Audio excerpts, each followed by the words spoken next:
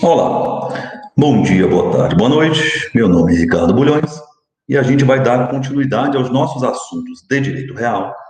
No nosso último encontro, nós falamos de direito de vizinhança. Hoje nós vamos falar e dar continuidade ainda sobre direito de vizinhança. Então, sem perder tempo, bora dividir a tela e vamos lá. Nós finalizamos o nosso último encontro, nosso último bate-papo, falando sobre árvores, né? Agora, a gente ainda falando sobre direito de vizinhança,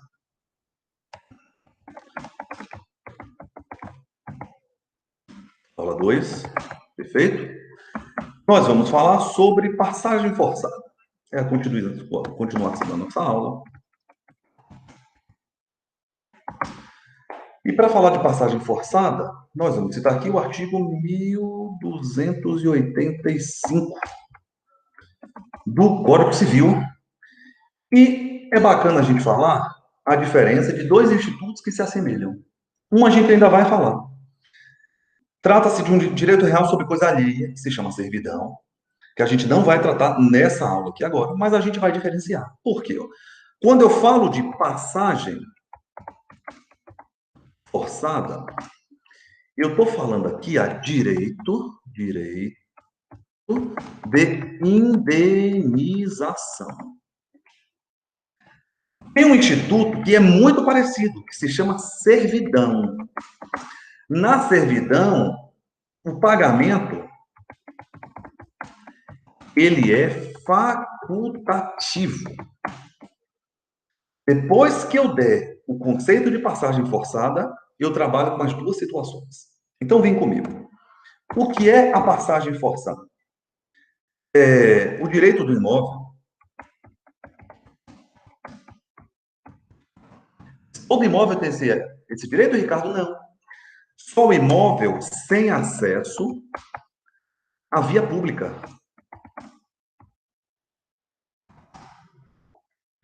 Poder garantir passagem forçada. Então, olha que coisa interessante. Digamos que um sujeito seja dono de todo o entorno, ele saiu comprando um monte de lote. E no meio, o único lote que não é dele, é bem um lote que fica no meio das suas terras. Aquele proprietário que está ali no meio, ele não tem como ele sair daquela terra. Porque ele não tem acesso à via pública. E ele precisa, para poder garantir o direito à locomoção do indivíduo, o direito à utilização livre e desembaraçada da sua propriedade, para ele poder exercer, inclusive, os poderes atrelados à própria propriedade, nós precisamos garantir, e o ordenamento jurídico, o Estado precisa garantir que esse sujeito tenha acesso à via pública. Então, se não foi garantido para ele, ele pode buscar a tutela jurisdicial para poder forçar a sua passagem, ou seja, garantir o direito ao acesso à via pública. Por que não se confunde a servidão? Porque a servidão é um direito real sobre coisa alheia. Olha como se assemelha. A gente ainda vai trabalhar com servidão. Mas digamos que você tenha um sujeito que tem um imóvel, tem um prédio. Um outro tem um outro prédio. E aquele imóvel do prédio B, ele decide fazer um acordo que pode ser gratuito ou oneroso com o proprietário do imóvel A para garantir uma passagem mais rápida de uma via a outra. E o proprietário do imóvel B até tem a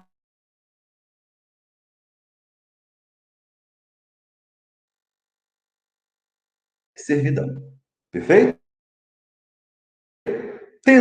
Você tem que saber que é direito, que está atrelado ao direito de vizinhança, ao indivíduo ter acesso à via pública. Tá bom? Um outro direito também atrelado à vizinhança, nós vamos botar aqui dois, é o direito à passagem de cabos, olha que coisa legal, e tubulações. Será que o sujeito tem direito a passar cabos e tubulações pelo imóvel do vizinho? E se passar, será que pode ter alguma consequência do ponto de vista de responsabilidade civil?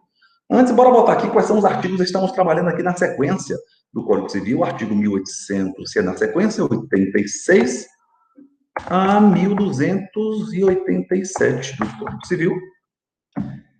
E olha o que é legal, nós podemos criar uma regra aqui comigo.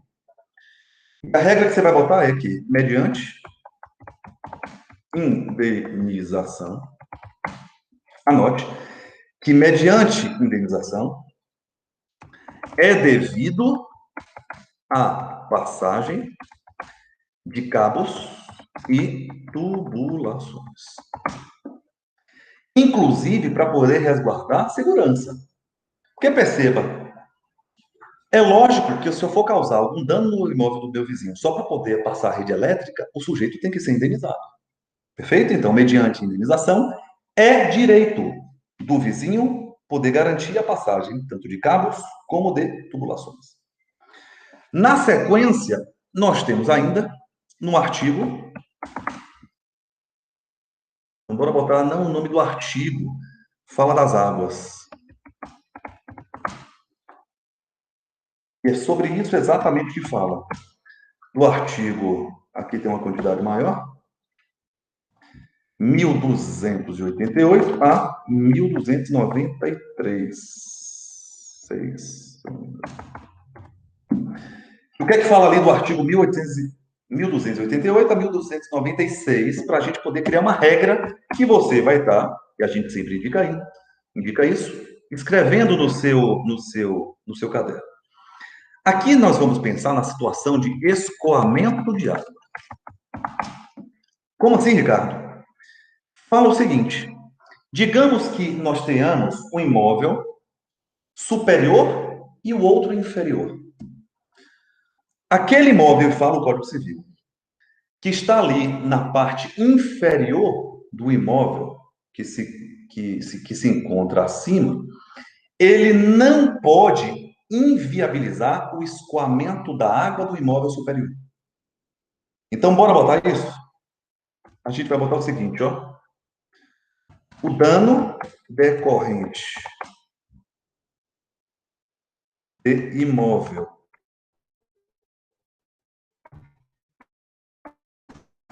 inferior, o dano decorrente de imóvel inferior, por inviabilizar o escoamento da água do imóvel superior, deve ser indenizado.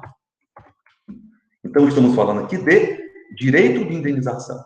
Ou, em outras palavras, o imóvel que se encontra em área inferior não pode criar obstáculos. Então, você pode botar também, em outras palavras, não podem criar obras que embaraçem. O próprio legislador traz a terminologia embaraçamento.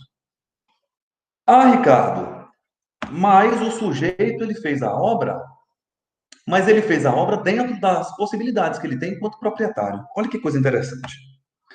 O seu professor de parte geral certamente disse isso. E responsabilidade civil, nós aprendemos que o ato ilícito, ele também engloba uma coisa que se chama abuso do direito.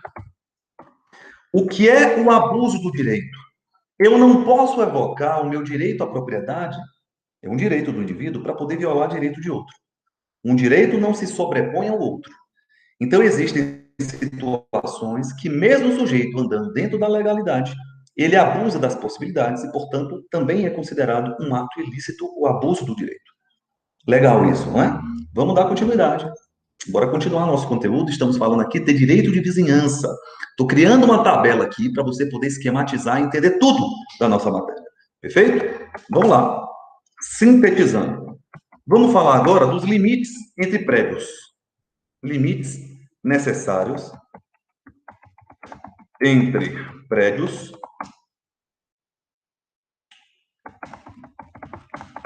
e direito de tapagem. Aqui, nós vamos ter que ter algumas... Tanto que esse artigo, a partir de agora, por exemplo, a gente vai ter que ter um pouco de cuidado, porque nós temos algumas minúcias presentes no Código Civil. Perfeito? Aqui, vamos citar aqui o artigo. Vamos lá? 1297 a 1298 do Código Civil, que fala que, enquanto desdobramento do direito de vizinhança, os vizinhos têm direito de desmarcar. Como assim, Ricardo? Eu posso, se quiser, tirar a cerca do meu imóvel, não é necessário. Limitar, por outro lado, eu também posso colocar limites. Ou proteger a minha propriedade. Proteger, marcar ou limitar faz parte dos direitos atrelados aos direitos de vizinhança. Então, eu posso desmarcar, limitar ou proteger a minha propriedade e eu tenho liberdade para isso. Perfeito? Desde que eu não viole forma prevista em lei ou viole alguma norma legalmente constituída. Tá bom? E é legal porque no CPC, aqui é só uma observação, nós temos demandas processuais específicas para isso. Existe uma demanda processual que se chama demanda demarcatória. Demarcatória. Prevista ali no artigo 574, e a gente não vai entrar nisso, né? Só para você saber, a 587 do CPC, que é um desdobramento da matéria do direito material para o direito adjacente, para o direito processual. E enquanto último direito, nós podemos falar, e aqui é que você vai ter muitas informações, a gente vai sintetizar, o direito de construir. Poxa, se eu sou proprietário do meu imóvel, eu tenho liberdade para poder construir o meu imóvel e modificar o meu imóvel da maneira que queira, mas eu tenho limites. Os limites estão estabelecidos, aqui você tem 14 artigos, do artigo 1299 a 1313 do Código Civil, que fala das possibilidades e das impossibilidades de construção. Então, a primeira coisa que nós temos que trabalhar é que os proprietários têm direito e liberdade para poder construir da maneira que querem. Agora, essa liberdade não é absoluta, porque nada do direito ele é absoluto. Uma das vedações que nós temos, olha que coisa interessante, bora botar aqui. Uma das vedações que temos é a proibição de construção menor de 1,5 metro de um imóvel para outro. Olha que coisa legal. 1,5 metro aqui, de um imóvel para outro não é possível. Tem que ter um limite existente entre um imóvel e outro imóvel, tá? Sob pena de que nós temos também uma repercussão processual, embora a gente já tenha falado sobre isso. Olha que coisa legal. Processualmente, nós podemos falar de iniciação de obra nova. Então, existe um prazo para poder você evocar, e se violar direito de outro, na nossa última aula, nós falamos de ação demolitória. Ricardo, você está dizendo para mim que se o sujeito violar a minha propriedade, causar danos em função da obra dele, eu posso demolir a obra dele? Sim, decorre do direito de vizinhança, tá? E tudo isso, tanto anunciação de obra nova como ações demolitórias, servem para obras irregulares. Tendo finalizado aqui a nossa aula de direito de vizinhança, quero agradecer a você pelo prazer que foi essa ministração. Até o nosso próximo último encontro, que a gente começa a falar de condomínio. Deus te abençoe, hashtag tamo junto, valeu!